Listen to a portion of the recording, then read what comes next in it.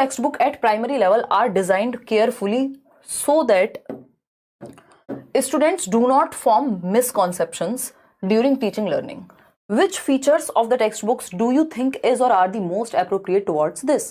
यानी प्राइमरी स्तर पर जब ईवीएस की पाठ्य पुस्तक की रचना हो रही है तो ध्यानपूर्वक की जाती है, जिससे विद्यार्थियों में सीखने सिखाने के दौरान गलत अवधारणा ना बने, कुछ ऐसा एग्जाम्पल या कुछ इस तरह की चीजें ना हो कि बच्चों के अंदर मिसकॉन्सेप्शन क्रिएट हो जाएं, भ्रांतियां बन जाएं. There is detailing of concept to clarify and to avoid formation of misconceptions. यानी इतनी डिटेल दे दो कि अपने आप स्पष्टीकरण हो जाए. प्राइमरी क्लासेस के बच्चे ओवर डिटेलिंग की जरूरत नहीं है, जितनी जरूरत है उतना ही डिटेलिंग हम प्रोवाइड करेंगे. Definitions of important concepts are given. Definitions को या टेक्निकल वर्ड्स को हम क्या करते हैं, अवॉइड करते हैं. तो बी ऑप्शन की. ऑल ऑफ द अबव देख के कितने खुश हो जाते हो, कूदने लगते हो, ओ वाह all of the above, all of the above, लगा दो आंख बंद करके, है ना. बाकी ऑप्शंस देखो ही मत, पूछा क्या है देखो ही बेकार हैं. Concepts which can not be perceived by young students as given at the introductory level. यानी जो कॉन्सेप्ट्स छोटे बच्चे परसीव करने में जिनमें दिक्कत होगी उनको सिर्फ इंट्रोडक्टरी लेवल पे ही दो, यानी उनका सिर्फ परिचय ही दो उन चैप्टर्स का जो मिसकॉन्सेप्शन क्रिएट ज्यादा करने की संभावना है या छोटे बच्चे जिनको समझने में भ्रांति आ सकती है. तो उस लेवल के हिसाब से आप इंट्रोडक्शन दे सकते हैं. अब जैसे साइंटिफिकली कुछ कुछ चैप्टर्स हैं तो उनको इतने डिटेल में नहीं दिया है, टर्म्स वगैरह या डेफिनेशंस नहीं दिए हैं कि बच्चा कंफ्यूज हो जाए, उसको स्टोरी की फॉर्म में दिया है ताकि वो समझ पाए. तो ऑल ऑफ द अबव नहीं हो सकता, क्योंकि डेफिनेशंस बिल्कुल भी महत्वपूर्ण नहीं है आपकी बुक में. कहीं डेफिनेशंस की बात नहीं हुई, टेक्निकल टर्म्स की बात नहीं हुई, ओवर डिटेलिंग की बात नहीं हुई. कम्युनिटी रिसोर्स की बात हो रही है. एक क्वेश्चन कम्युनिटी रिसोर्स पर भी पूछा ही जाएगा. देखिएगा, कम्युनिटी रिसोर्स की हम बात करें, is considered an important teaching learning resource for EVS at the primary level. Community resource क्या है? किसी बच्चे के पापा क्या हैं, फार्मर हैं, किसी के पापा डॉक्टर हैं, तो जब आप इस तरह का कोई चैप्टर पढ़ा रहे हैं जिसमें बीमारियों की बात हो रही है तो उस बच्चे के पिताजी को बुला लिया आपने जो कि कम्युनिटी के मेंबर हैं. किसी और को भी आसपास से आप बुला सकते हो, जिससे आप रिसोर्स बना रहे हो उन लोगों को जो ऑलरेडी कम्युनिटी में हैं. बच्चे को वो डायरेक्ट रियल लाइफ एग्जांपल्स दे पाएंगे. तो इट इज इनएक्सपेंसिव, क्योंकि ये सस्ता है. अब ये तो कोई रीजन नहीं हुआ. इट हैज एक्सपीरियंस्ड पर्सन, ये अनुभवी व्यक्ति होते हैं. इट प्रोवाइड्स एक्सपीरियंशियल लर्निंग या इट इज इजीली अवेलेबल. भाई हमारे लिए लर्निंग के पॉइंट ऑफ व्यू से देखें तो सी ऑप्शन ज्यादा बेहतर है. बाकी सारी बातें सेकेंडरी हैं. अगर इजीली नहीं होता तो क्या बच्चे को हम सिखाएंगे? नहीं. इट प्रोवाइड्स एक्सपीरियंशियल लर्निंग, यह अनुभव. देखिएगा एक बार क्वेश्चन नंबर 18 क्या कहता है ये समझेंगे. स्टूडेंट्स ऑफ 5th क्लास यानी 5वीं कक्षा के जो बच्चे हैं in an EVS classroom estimate the number of chana seeds required to fill a small box. मान लीजिए एक बॉक्स है जिसको फिल करना है चने के दानों से.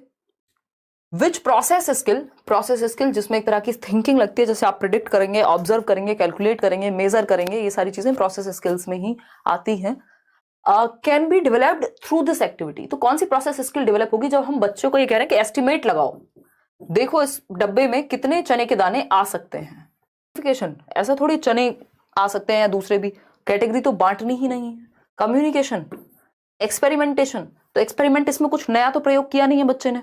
क्या करेगा? एस्टिमेट करने का मतलब है प्रिडिक्ट करना. वो अनुमान लगाएगा कि मैम इसमें इतने आ सकते हैं, हो सकता है 500 ग्राम आ जाए. कुछ भी टेढ़े मेढ़े तुक्के लगाएंगे, कुछ बच्चे सही लगाएंगे, कुछ नहीं भी लगाएंगे. लेकिन प्लांट्स एंड एनिमल्स यानी जो पौधे हैं और जो पशु हैं, पशु और पौधे are part of the theme family and friends. Family and friends का सब थीम है. The reason for such placement is to enable students to consider, यानी पेड़ पौधे एवं पशु परिवार मित्र नामक थीम का हिस्सा है. ये उल्टा कर दिया क्या इन्होंने? देखिएगा, पेड़ पौधे एवं पशु परिवार एवं मित्र नामक थीम का हिस्सा है. जो 6 थीम्स हैं, फैमिली फ्रेंड्स, मेरे साथ आप बोल सकते हैं ये 6 themes. Family friends, family and friends एक थीम है. फिर फूड, वाटर, फिर shelter, travel, things we make and do. 6 major themes हैं. इन फैमिली एंड फ्रेंड्स का सब थीम है प्लांट्स और एनिमल्स. अच्छा है. फर्स्ट ऑप्शन है to enable students to consider plants and animals as part of their families. यानी बच्चों को हम ये बता सकें कि जो प्लांट्स और एनिमल्स हैं वो फैमिली का ही हिस्सा हैं. To develop sensitivity in students towards plants and animals, ये बात तो सही है. To break stereotypes that plants and animals can not be part of our family. कह सकते हैं या नहीं कह सकते हैं? बताइए जरा. कुछ खास हमें भी नहीं लग रहा. ठीक. To enable students to consider plants and animals as part of their families. ठीक है, तो ए और बी को हम कंसिडर कर लेते हैं. A option one of the major objective of the teaching of EVS, EVS ईवीएस पढ़ाने का जो मुख्य उद्देश्य है प्राथमिक लेवल पे 1 to 5 के लेवल पे, वो बच्चों को किस चीज के योग्य बनाना है, उनको किस चीज के लिए एनेबल करना है। First, to carry out activities independently to save the environment, यानी बच्चे अकेले ही प्राइमरी क्लास में इतने एनेबल हो जाएं कि वो क्या कर पाए, अपने आप एक्टिविटीज एक्सपेरिमेंट कंडक्ट कर ले। देखिए क्वेश्चन नंबर 20 देखिए, एक प्रमुख उद्देश्य विद्यार्थियों को इस योग्य बनाना है कि वे कौशल अर्जित कर लें जिनसे वे स्वतंत्र रूप से पर्यावरण को बचाने हेतु क्रियाकलाप कर सकें। थोड़ा ज्यादा हो रहा है बट ठीक है, पॉजिटिव है, नेगेटिव नहीं है। फिर देखेंगे acquire environmental concepts for studies at upper primary level, यानी वो कॉन्सेप्ट्स को एक्वायर कर लें जो अपर प्राइमरी लेवल पे जरूरत पड़ेगी जिनकी। चलो ठीक है, मान लिया। फिर है help students to link classroom learning to life outside the school. भाई ये बात हमें ज्यादा सुंदर लग रही है। Help students develop understanding beyond subjects, ये भी गलत है। तो help students to link classroom learning to life outside school, यानी हमारा मुख्य उद्देश्य यह है कि हम बाहर के जीवन से बच्चे को जोड़ सकें, जो क्लास में पढ़ाया जा रहा है और बाहर की जो दुनिया है, एनवायरमेंट है, वो रियल ही है या एक ही जैसा है, ऐसा नहीं। फर्स्ट 21वां सवाल देखिएगा और जवाब दीजिएगा। क्या कहता है ये, there is no prescribed text book for EVS for classes 1 and 2। कक्षा 1 और 2 में कोई भी ईवीएस की टेक्स्ट बुक नहीं होती। एनसीईआरटी भी अगर आप पढ़ रहे हैं तो 3rd to 5th की पढ़ रहे होंगे, 1st 2nd की कोई एनसीईआरटी नहीं आती। एनवायरमेंटल स्टडीज यानी पर्यावरण अध्ययन ईवीएस के सब्जेक्ट की। Which of the following is the most appropriate reason, इसका कारण सबसे ज्यादा उपयुक्त कारण कौन सा है। कारण कई हो सकते हैं बट सबसे ज्यादा उपयुक्त कारण कौन सा है, ये हमने लास्ट क्लास जब की थी ईवीएस की, उसी में हम समझ गए थे, हमने बात की थी। School bag heavier for children, ऐसा कुछ नहीं है कि ईवीएस की जो बुक्स हैं उनसे स्कूल का बस्ता भारी हो जाएगा इसलिए ईवीएस को ही हटा दिया, फिर धीरे धीरे करके सारे सब्जेक्ट हटा देंगे, टीचर को बच्चे को ही हटा देंगे फिर, क्योंकि भारी हो रहा है पढ़ना, ऐसा नहीं है। फिर आता है B option, students of class 1 and 2 do not understand EVS easily. ये हम कैसे मान सकते हैं कि बच्चा एनवायरमेंट सीख ही नहीं सकता, कक्षा 1 और 2 का बच्चा, हम ये कैसे मान लें। ठीक है, ये बात भी गलत है। Next, EVS is integrated with language and mathematics, ये बात हम चिल्ला चिल्ला के डिस्कस कर चुके हैं कि ईवीएस की अलग से टेक्स्ट बुक नहीं लगाई, क्योंकि बच्चा छोटा है और वो एनवायरमेंट को होलिस्टिकली तो देखता ही है, तो उसको हम भाषा, यानी कोई कविता है जो फूल पत्तियों पे है, एनवायरमेंट के बारे में है, तो भाषा से और गणित में भी कुछ ऐसे उदाहरण हो सकते हैं। एनवायरमेंट की समझ दे रहे हैं कि आसपास क्या है, कोई सब्जी है तो उनको एडिशन सब्ट्रैक्शन में उसका प्रयोग कर रहे हैं कि भाई इतने पौधे थे, ये थे, मतलब बहुत सारी चीजें की जा सकती है कि पौधे लगाने, आपने क्वेश्चंस देखे होंगे मैथ्स में, तो इतने पौधे हैं जिनको हम जोड़ सकते हैं, ये कर सकते हैं, इतने हटा दिए, इतने लगा दिए, कितने आ जाएंगे, दुनिया भर की बातें हो सकती है। तो लैंग्वेज और मैथ्स के थ्रू हम ईवीएस पढ़ाते हैं, इंटीग्रेट कर देते हैं, इसलिए हम 3rd to 5th में ही ईवीएस लाते हैं, 1st 2nd क्लास में ईवीएस की कोई बुक नहीं है। ठीक, students of class 1 and 2 can not be burdened with an additional subject like EVS, ये बेकार की बातें हैं। तो बच्चे की भलाई की बात सी में है कि हम उसको, Which of the following is or are the most appropriate strategy or strategies to sensitize students towards conservation of plants and trees? यानी कि विद्यार्थियों को पौधों एवं वृक्षों के प्रति संवेदनशील बनाने के लिए कौन सा सर्वाधिक उपयुक्त ऑप्शन है या नीति है। पहला ऑप्शन है visiting a godown having wooden logs. अब वुडन लॉग्स जहां पे रखे हुए हैं, जो लकड़ी के लट्ठों के गोदाम का भ्रमण करना, ये क्वेश्चन चेंज हुआ है लेकिन ऑप्शन पहले भी ये पूछा जा चुका है, बताया जा चुका है। तो ऐसा नहीं है जहां पे कटी हुई लकड़ियां रखी हैं, अगर वो वुडन की जगह पे अगर हम लेके जाएंगे तो वहां से बच्चे जो है सेंसिटिव बनेंगे प्लांट्स को कंजर्व करने के लिए। Writing posters to save forest from cutting, role play और adopting a tree and taking care of it. बताइए, हो सकता है भाई, हमें क्या पता, सारे ऑप्शन सही लग रहे हैं हमें। तो देखिए पूछा which of the following is और are the most appropriate strategy और strategies to sensitise students towards conservation of plants and trees. तो visiting a godown having wooden logs, यानी लकड़ी के लट्ठों के गोदाम का भ्रमण करना, जिससे क्या मतलब, इसको दोनों तरह से यूज किया जा सकता है, but let's see. Writing posters to save forest from cutting, यानी कि पोस्टर्स लिखना के फॉरेस्ट से बचा सके हम, मतलब फॉरेस्ट को कटने से बचा सके। Role playing on conservation of forest, adopting a tree and taking care of it. तीनों बातें ही हमें पॉजिटिव लग रही हैं, है ना। कि गो डाउन विजिट करना कोई बहुत अच्छा आइडिया नहीं लग रहा कि वहां पे कटी हुई लकड़ियां हम दिखा रहे हैं, इसको यूज दोनों तरह से किया जा सकता है, बट हम जाएंगे किसके साथ, बी के साथ। Which is the correct approach by an EVS teacher for evaluating students knowledge in EVS, यानी बच्चों के ज्ञान का मूल्यांकन ईवीएस में करने के लिए कौन सी पद्धति जो है वो सही है। Teacher for evaluating students knowledge, क्या बढ़िया तरीका है। पहला ऑप्शन है standardise test suitable to maintain. देखो स्टैंडर्डाइज टेस्ट किसी को पसंद नहीं है, फ्लेक्सिबल होने चाहिए। Teacher made tools suitable for हर मेथड ऑफ टीचिंग, अपने मेथड ऑफ टीचिंग के लिए टूल्स बना लिए, जी नहीं। Common test developed by examination department, नहीं। Teacher made tools suitable to हर स्टूडेंट्स, बच्चों के लिए सूटेबल होने चाहिए। हर methods of teaching and local context में होने चाहिए, जो प्रसंग है लोकल वहां उसके संदर्भ में होने चाहिए। यार जैसे वो लास्ट वाला देखिए, options below should ideally follow all activities done by students to consolidate their learning, यानी लर्निंग को बेहतर करने के लिए कौन सी एक्टिविटीज सही हैं।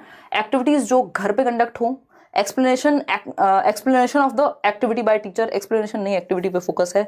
डिस्कशन इन द क्लासरूम, ये सबसे बढ़िया है। कोई भी एक्टिविटी को अगर आपको जो भी सीखा है बच्चा क्या है उसको और मजबूत बनाने की बात हो रही है तो आपस में चर्चा या परिचर्चा होनी चाहिए, तो उससे कोई भी कंफ्यूजन अगर होगी, मान लीजिए एक टॉपिक में या एक क्वेश्चन में हमें कंफ्यूजन, तो अगर हम उस पर डिस्कशन करें तो क्या होगा, उसका क्लैरिफिकेशन निकल करके आएगा। कोई एक व्यक्ति अपनी बात कहेगा, कोई व्यक्ति दूसरा अपनी बात कहेगा। सिर्फ रिकॉर्ड मेंटेन करना अच्छा तरीका नहीं माना जाएगा लर्निंग को कंसोलिडेट करने का। तो सी ऑप्शन सही था। क्वेश्चन नंबर 25 देखिए एक बार, which of the following will be used by EVS teachers to assess, यानी आकलन के लिए, द ऑथेंटिक लर्निंग, यानी प्रमाणिक आकलन के लिए कौन सा तरीका ईवीएस में सही है।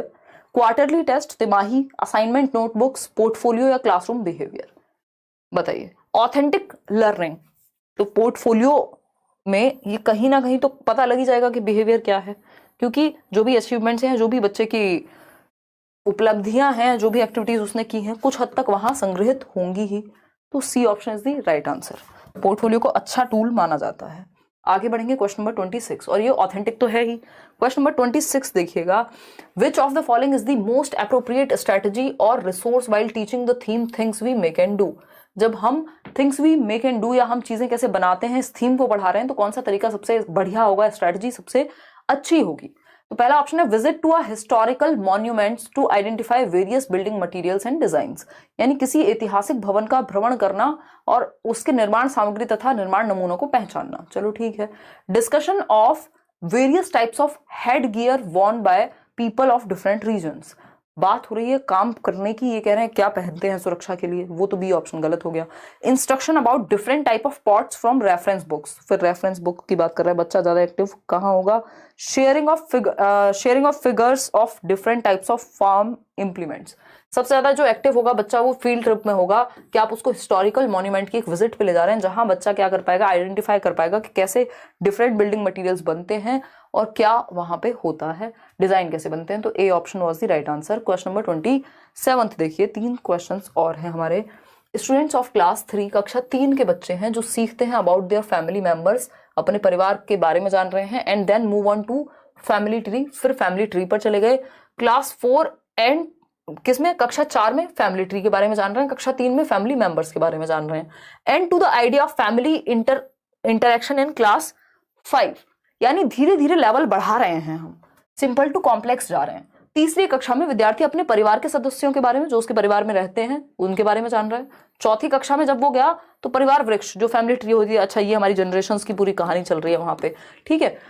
तथा 5वीं कक्षा में परिवार परगमन के विचार की तरफ बढ़ते हैं कि कैसे हम idea of interaction in family, तो लोकल टू ग्लोबल जा रहे हैं, एब्स्ट्रैक्ट टू कॉन्क्रीट जा रहे हैं, ग्लोबल टू लोकल जा रहे हैं, जनरल टू स्पेसिफिक जा रहे हैं। भाई ये आप लोकल टू ग्लोबल जा रहे हैं, यानी जो बच्चे के इमीडिएट एनवायरनमेंट में जो चीज अवेलेबल है वो है लोकल, स्थानीय, जिन परिवार मेंबर्स के बीच वो रहता है। फिर फैमिली ट्री, उसमें से कुछ हो सकते हैं कि ना हो, और उसके बाद नेक्स्ट लेवल पे चले गए 5th में। तो सिंपल टू कॉम्प्लेक्स हम जा रहे हैं, तो डी ऑप्शन नहीं होगा, इसमें सी सही होगा। जनरल टू स्पेसिफिक, यार ये हाथ हिलाने वाली बात थोड़ी है, जनरल टू स्पेसिफिक नहीं होगा, लोकल टू ग्लोबल जा रहे हैं, जो उसके आसपास की नॉलेज है धीरे धीरे उसको हम आगे बढ़ाते हुए चले जा रहे हैं। ईवीएस की बात हो रही है ना। आगे बढ़ेंगे, क्वेश्चन नंबर 28। क्वेश्चन नंबर 28 देखिए, समझिए और जवाब देने का प्रयास कीजिए। क्वेश्चन पढ़िएगा। देखिए, अगर हम बात करें, क्वेश्चन है which of the following is an important element for a teacher to consider in an EVS lesson plan. Lesson plan बनाते समय ईवीएस में किन चीजों को कंसिडरेशन में रखना चाहिए, विचारशील होना चाहिए टीचर को किन चीजों के प्रति जब वो लेसन प्लान बनाए, पाठ योजना बनाए। पहला ऑप्शन है इंस्ट्रक्शनल और स्पेसिफिक ऑब्जेक्ट्स, यानी जो विशिष्ट उद्देश्य है उस चैप्टर से रिलेटेड है। चलिए मान लिया। स्टूडेंट्स एनवायरमेंटल कॉन्शियसनेस, छात्रों की पर्यावरण सजगता, major concepts and process skills या जनरल ऑब्जेक्टिव्स। बताइए, जनरल ऑब्जेक्टिव्स भी होंगे, स्पेसिफिक भी होंगे लेसन प्लान बनाते समय, मेजर कॉन्सेप्ट्स और प्रोसेस स्किल्स भी होंगी, जो भी आप उस टॉपिक में या उस लेसन में पढ़ाने वाले हैं वो सारी चीजें होंगी। स्टूडेंट्स एनवायरमेंटल कॉन्शियसनेस, बच्चे की कितनी चेतना है पर्यावरण के प्रति, वो आपका काम है जगाना। वो पहले से लेसन प्लान में कैसे डिसाइड करेंगे आप, वो प्रीवियस नॉलेज टेस्टिंग के थ्रू देखेंगे, डायरेक्ट तो ऐसा कुछ होता नहीं है। तो आंसर होगा डी ऑप्शन, ए, सी और डी। आगे बढ़ेंगे, क्वेश्चन नंबर 29 देखिएगा। पूछा है जो ये इंक्लूसिव एजुकेशन का क्वेश्चन है, Which of the following is the most appropriate strategy to teach EVS to the visual impaired students? यानी वो बच्चे जो visually impaired हैं, दृष्टि बाधित हैं, उनको सिखाने का कौन सा तरीका अच्छा होगा। ऑडियो लेसन्स प्रिपेयर करें ताकि वो सुन सकें, देखने में ही तो समस्या है, ठीक बात है।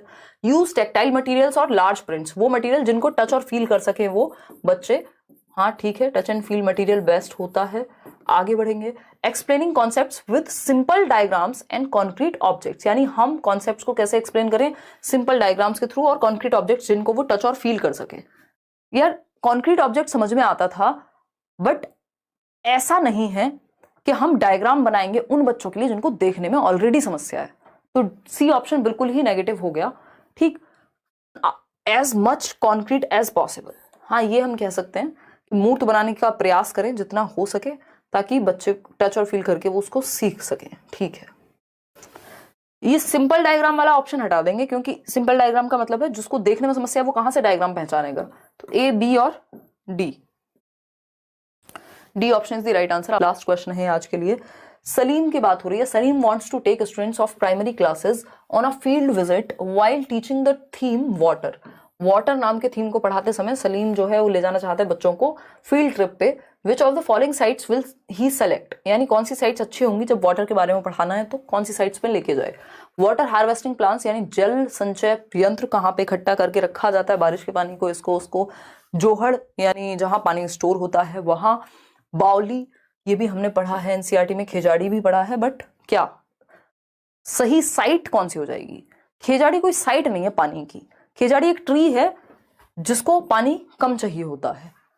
खेजाड़ी ट्री थोड़ा ना दिखाने ले जाएंगे जब वाटर की बात चल रही है, तो ट्री की थोड़ी चल रही है। बावली, जोहड़ और वाटर हार्वेस्टिंग प्लांट्स ये वाटर के ही बारे में है। तो ए, बी और सी सही है, यानी D option is the right answer.